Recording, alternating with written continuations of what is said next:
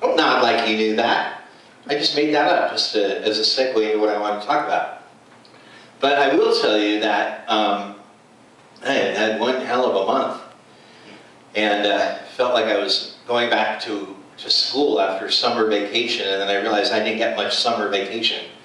And I realized that tonight felt like climbing a mountain that I didn't feel like climbing, and I'm getting ready, and I'm going, wow, you know, you really can't like be bummed that you get to do your thing tonight, Paisley, because this is what you wanted, this is what you prayed for, this is what God gave you, this is your heart's desire. And I think everybody knows, even if it's something you really, really, really want, sometimes you just don't feel it. Sometimes you're tired. Or sometimes stuff's going on in your life that's distracting you from enjoying what you've worked for. Or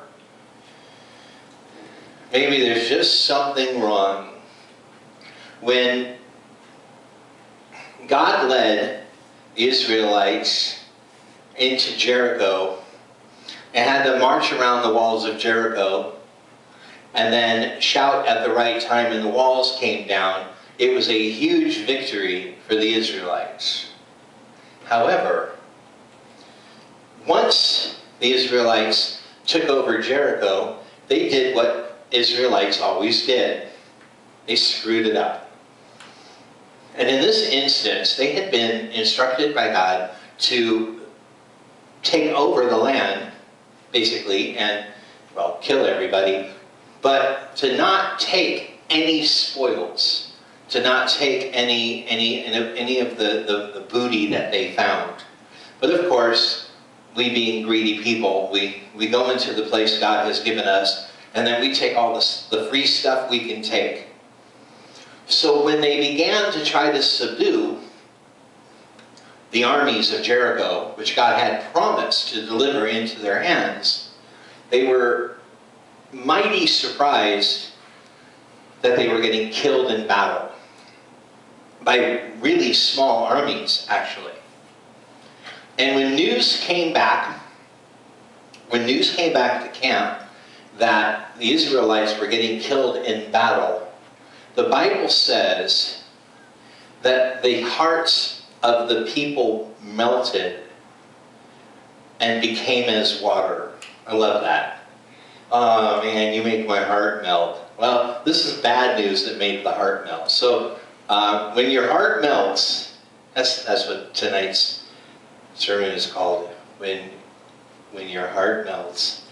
But it's interesting that the next thing that happens, one of my favorite passages, okay, of the day, I should say, because it really isn't, I could care less. Tomorrow I'll be on to my next favorite passage, but Joshua got on his hands and knees and he prayed to God, and he said, what have you done? What's your problem, man? You promised us this land. You told us to go here. You did all this. Why did you send us here only to be killed? Which sounds an awful lot like the cry of the Israelites ever since they left Egypt. Why did you lead us out of Egypt just to get killed in the desert? Why did you lead us out of Egypt just to get killed in the wilderness? Man. Well, same thing was happening. Joshua was before the Lord saying, why did you do this? And the Lord said, shut up. The Lord said, get up. Guess what he said? Get up. How dare you? I don't like what you're doing. I don't like your little prayer right now, buddy. Get up. And then I'll tell you what's up. And he said, some of your people stole stuff they weren't supposed to steal. That's why this is happening. And once you get that fixed, my word will come true. Such an amazing interaction between God and man, where man is like, you know, doing the right thing in the time of trouble, getting before the Lord, and, you know, prostrate before the Lord, you know, and saying, hey, I love you, Lord, and I really want to serve you, and why did you blow it? Why did you screw up my life? Gosh, what a dumb God you are. You can't get anything right. I'm just one measly person. You said, go over here, and this would happen, and I went over here, and the opposite happened, and it's all your fault. Well, that doesn't sound like anybody I've ever met. Certainly, I've never, ever acted that way. Yet. But the night is young. Because if that's what it takes to get God to yell at me and tell me what is the problem, I don't know. Maybe there's a backward lesson here that if you get before God and accuse Him for all the problems in your life, you'll make Him mad enough to yell at you, and then He'll tell you what it takes to fix it. Everybody wins. Romans 8:28. Perfect.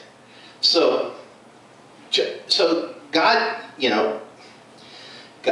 Joshua reprimanded God. God reprimanded Joshua. Joshua reprimanded the people. The people listened to Joshua. The people repented. They got rid of the stuff they stole. They did what the Lord said. Then they went in and they subdued Jericho. And we all live. Because the race didn't die off that day. Praise the Lord.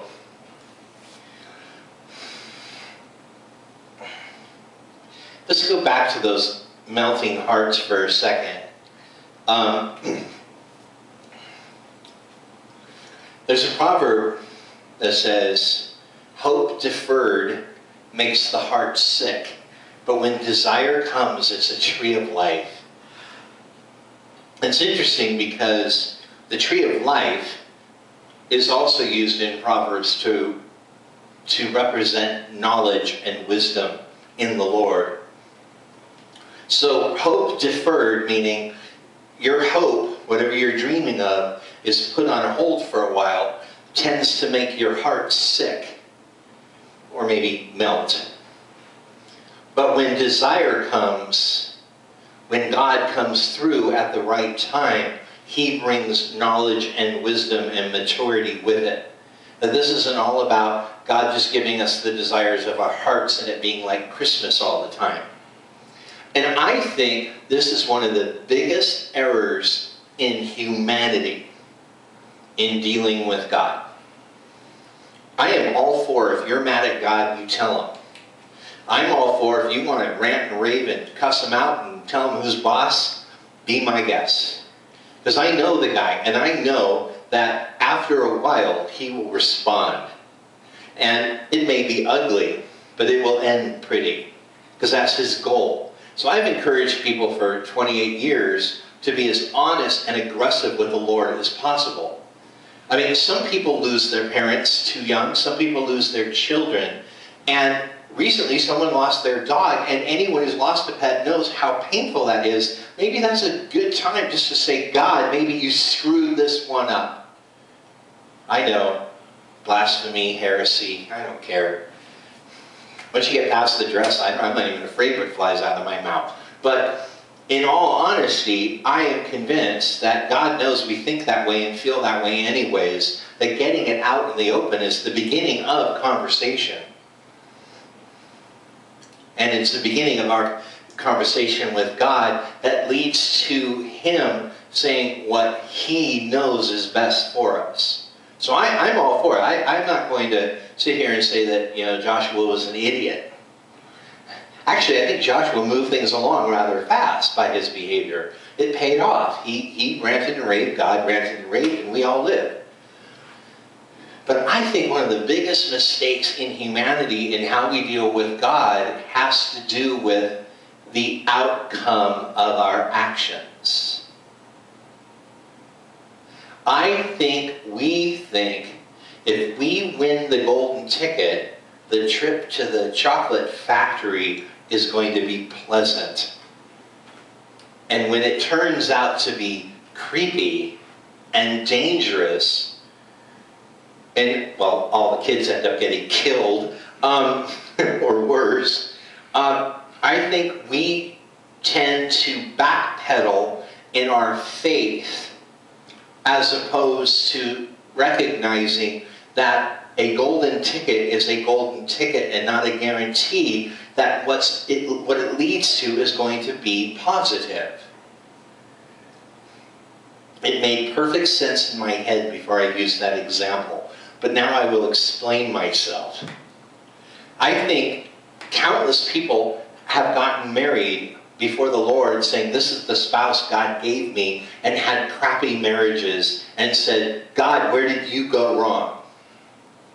I think countless people have said, this is the church God told me to go to, But then when things didn't go the way they liked it, God, where did you go wrong?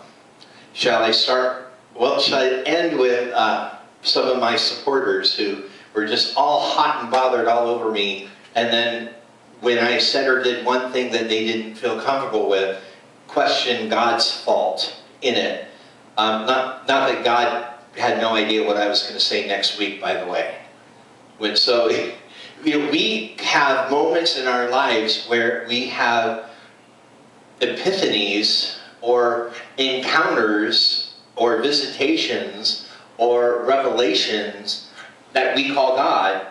And then when things don't go a certain way, we have only two people to blame, God or ourselves. And it's much easier to blame God.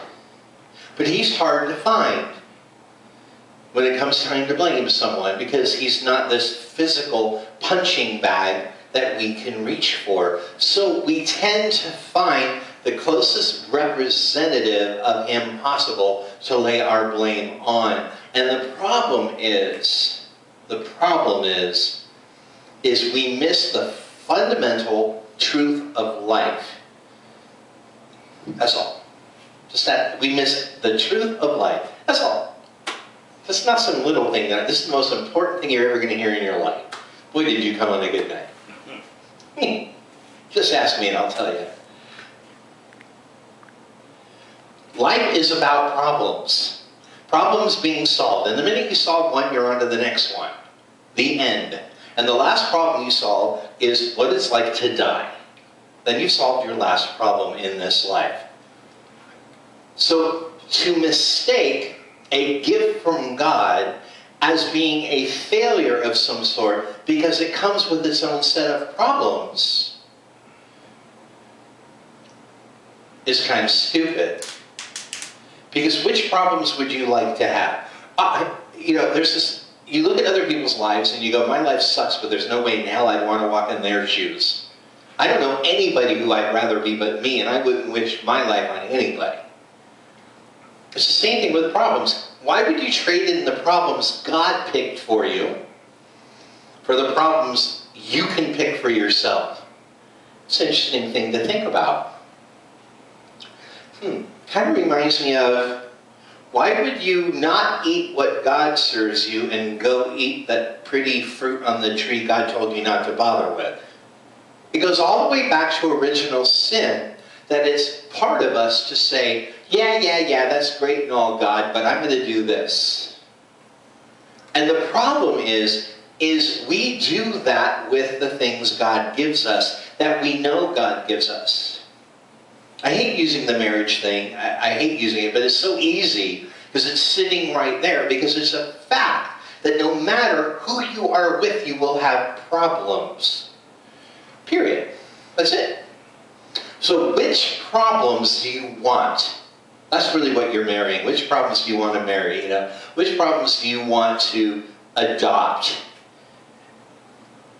I think the ones that serve God's purposes in my character are probably the best ones. I know, this isn't pleasant.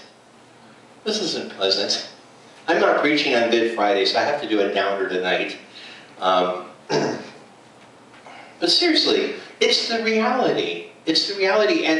And we get into situations where we are convinced that that thing we call God led us to this thing. And then it turns to crud, and we want to bail. Or we want to blame someone. Or we want to get on our knees and tell God that he's a liar. That makes sense. But in some instances, we have taken more than he's given us. We have taken more than he's given us. And that's why it turns to crud. God says, here is something I want you to have. And we see things that would go nice with it. And then we wonder, why we have chaos in our lives that we can't seem to manage at our level of spirituality and at our level of patience.